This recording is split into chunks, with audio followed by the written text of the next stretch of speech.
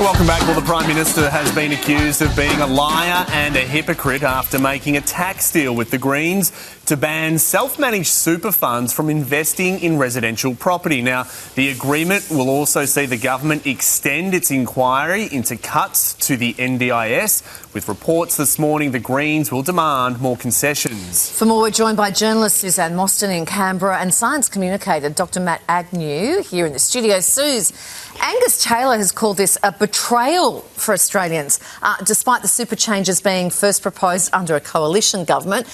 Do you agree it's a so-called dirty deal, or is this just politics?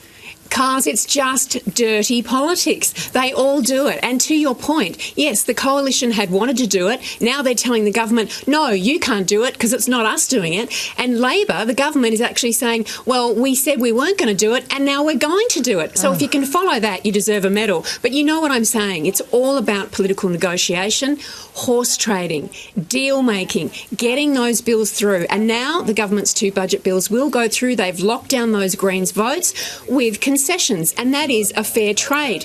The Greens are happy because they've said we've extended the inquiry into the NDIS reforms because they affect so many people in so many different ways. It was too quick, the two-day inquiry, so they're happy with that, and they're saying they'll push for even more concessions. So they both feel like they've had a win, and the coalition is out in the wilderness. Their approval rating is through the floor and getting worse, and so of course they're going to try to stir the pot. This is the only thing they've got. Well, Matt, Suze is right. It is all about negotiation. It is all about horse trading. Does it look like a dirty deal, though, to punters?